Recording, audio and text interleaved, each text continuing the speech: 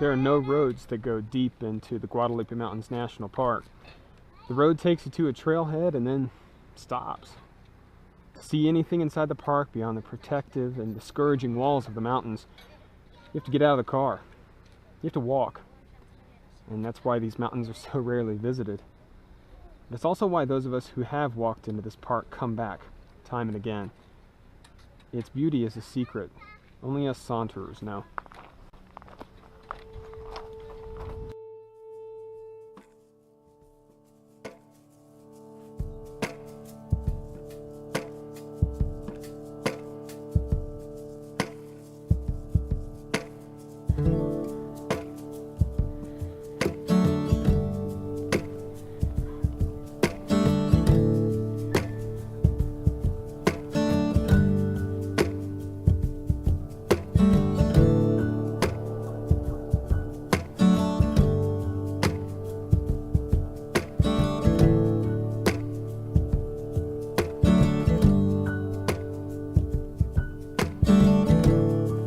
I had a dream, I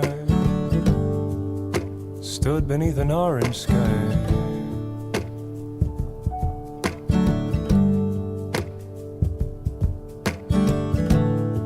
Yes, I had a dream, I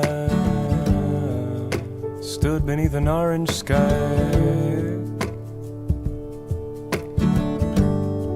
with my brother standing by. Sit down here next to this madrone tree. It's one of the only trees on this part of the trail, and you don't want to take it for granted. This is one of the toughest parts of the trail, actually. It tests even the most experienced hikers that I know. Reminds me of how Thoreau talks about, why do we walk? You know, is it to gain exercise?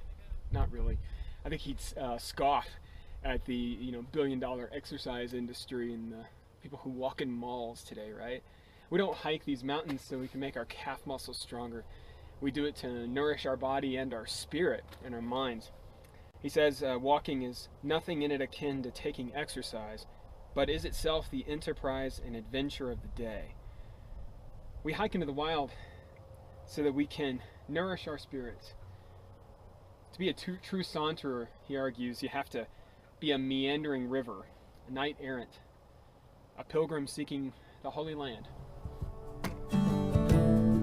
I said, brother, you know, it's a long road we've been walking on. Yes, it is, you know, brother, it is. Such a long road we've been walking on. They make horse riders dismount here. I guess they're afraid that if you're riding a horse, you'll be somehow thrown off the cliff. But I've always thought this sign struck me as sort of poignant, right? Dismount and lead. Like, to lead, you have to get low, you have to be humble. A lot of people accuse Thoreau of being arrogant, right? They talk about him, seeking the future and ignoring the past and what we've learned. But I think that's not true. If you read him closer, you realize he's not advocating a total break with the past. He says, from the east we get light, but from the west we get fruit. So when we look at the east, and we study what's been done before us, we get illumination from it. But we don't reap those rewards until we go west, which kind of coincidentally, I guess not, is the direction we're headed right now. We're going west. You are only a child. Remember when you were only a child. Remember when you were only a child, and start to see with your blue mind. Start to see with your blue mind. Don't be afraid of what you find. One of my favorite parts of walking is when Thoreau talks about the magnetism that he thinks exists in human hearts, that we're naturally drawn towards the southwest. He says, eastward I go only by force, but westward I go free.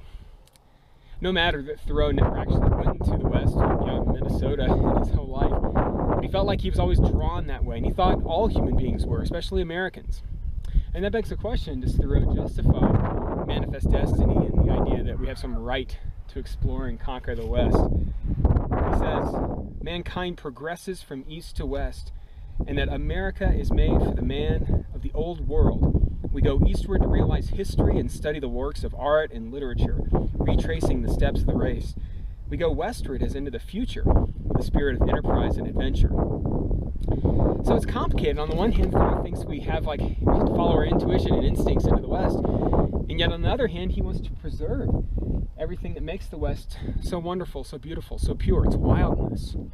And that is the central problem in American environmentalism, has been since the beginning. How do we explore and enjoy the wilderness without, in the process, destroying the thing we love? It kind of reminds me of Pandora's box, or if you're into quantum physics, Heisenberg's uncertainty principle. Once you open up that box. When I first hiked this trail, I remember my buddies saying, make it through the first hour, make it through the toughest part of the trail. There will be a corner. When you turn the corner in, it'll turn into Colorado all of a sudden. And they're right. After the excruciating and hot, the desert-like nature of the first hour of this trail, you turn this corner, and all of a sudden you see pine trees, and you get that cool breeze. You get your second wind. Perhaps it's no coincidence that this is where the trail turns southwest. You get your second wind when you start going southwest.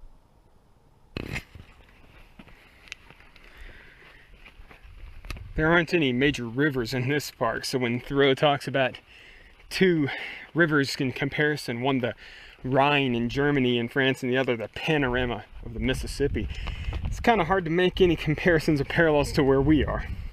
Still, his comparison of the two heroic eras points to a key break from European Romanticism, which advocated a return to a pastoral, idyllic past. But in American Romanticism, the emphasis is always on the future, on the foundations of castles which are yet to be laid. Thoreau says English literature is tame and civilized. In any case, whatever direction you travel, Thoreau goes back to his central argument. Let natural instinct drive your decisions, not tradition or paved highways. Let nature lead where it will, you know? Because he says in wildness is the preservation of the whole world. Thoreau doesn't want to destroy civilization and culture, he actually wants to save it. And wildness, he argues, is the tonic. It's what'll save us. He's not just talking about an occasional vacation either out into the wilderness. He's talking about changing our attitudes and what we value as a culture, how we can preserve that which gives us life. He sees city life taking us away from these, primordial roots. We were once part and parcel with nature. He wants to go back to that. So this is the campsite for the Guadalupe Peak Trail. Reminds me of how Thoreau feared that wild places like this would someday be made into private pleasure grounds for only the wealthy. And in some regard, the national park system helped abate that and gave us a chance, everybody a chance, if you're just a citizen, to come up and enjoy this. Although I don't know how much Thoreau would endorse what the Park Service does today. By the way, don't ever camp at this site. There are lots of other campsites in the Guadalupe Mountains that are much better than this one. In this one at night, you're liable to lose your tent because it gets so windy. So word to the wise, There's a part of Thoreau's text where he talks about the people of the desert. It kind of reminds me of people of West Texas. He says, give me the ocean, the desert, or the wilderness. In the desert, pure air and solitude compensate for want of moisture and fertility. He quotes a guy named Burton who says, your morale improves in the desert. You become frank and cordial, hospitable, and single-minded. When one gets this high, you get a perspective of where we live in West Texas. The Guadalupe Mountains are actually an ancient ocean reef. Off to the east, it's the Permian Sea. You can easily imagine the bed of the ocean floor from here. Even though the sea's gone now, you can still see where we came from and where we live now. Maybe even perhaps where we're headed.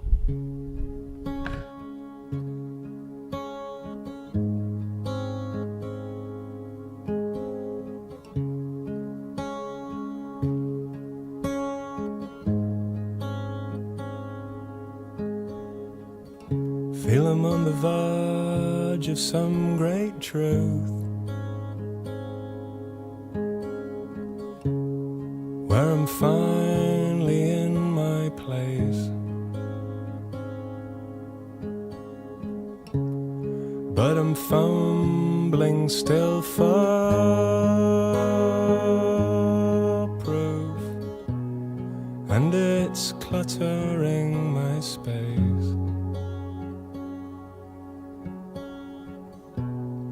casting shadows on my face.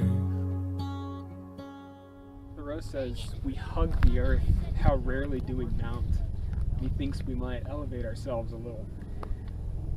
Thoreau thought that there was a certain therapeutic value to climbing to the tops of trees and mountains.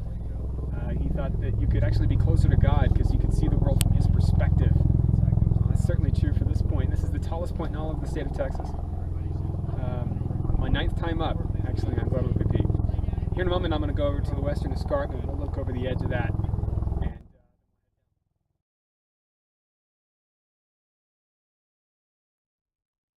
I've never been out here at sunset. I should do it sometime. I've always been out here just in the day.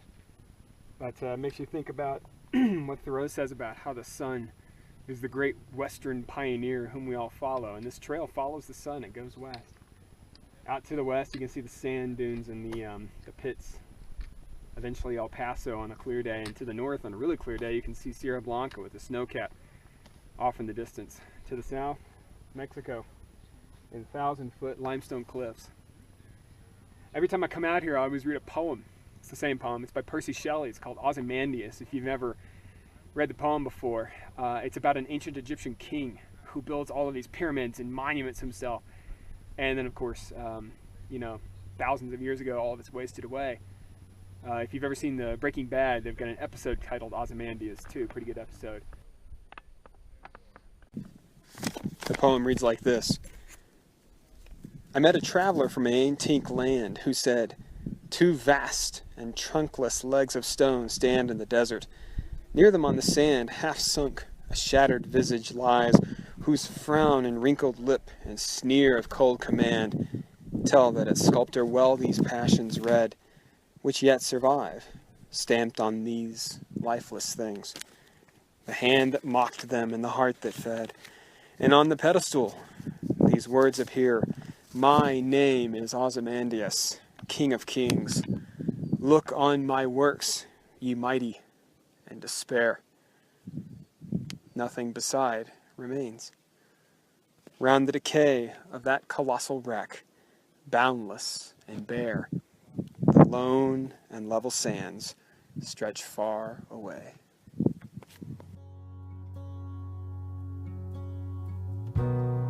Wishing I could dream of you. So if I stumble and if I fall and if I slip now and lose it all, and if I can't be all that I could be, will you wait for me and wait for me and wait for me and wait for me? Won't you wait for me and wait for me? Please wait for me. Please wait for me. Won't you wait for? Well, as we finish up another day here in the Guadalupes, I'm reminded the first time I came out here. I was driving along the road and I saw this little side road. I saw a sign that said pavement ends 10 miles, and I thought, wow, what a really cool name for a town. I don't know what I was thinking, but wouldn't that be a great name for an old dusty kind of ghost town, pavement ends? And it kind of makes me think about what Thoreau says about the old Marlborough Road, right? I mean, he says if he had it his way, he'd travel on no road at all. He'd just follow his instincts wherever they led him. But if he's going to take a road, it'd be a road like this, a road that kind of goes to nowhere, And I'm sure you've got roads like that in your town too. Maybe roads that are special to you, roads that kind of go in backwoods places, or roads that only you and a few other people know about. Not the main highway, Well, anyway, I hope you tell me about that. But the old Marlborough Road, he says it's a living way, as the Christians say. Why would a road that goes to nowhere be so special? Well, it makes you think about What he says, you can leave your abode, you may go round the world by the old Marlborough Road. Sounds like some Eastern philosophy to me. Reminds me of what Lao Tzu says about how if you live in a good land, people are content just to be where they are. They don't feel the need to travel. Or like Dorothy says in The Wizard of Oz, you know, there's no place like home. You don't need to travel to some far off national park to have a spiritual awakening. Just go for a walk, right? Be a saunterer. Go find your edges. Go find where the pavement ends.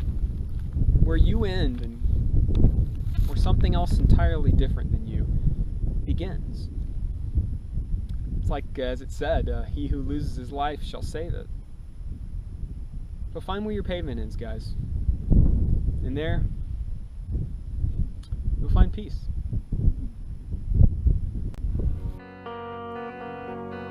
Yes, it's time to believe in what you know.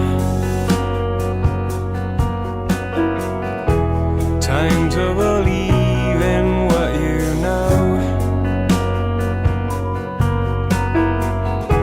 Time to believe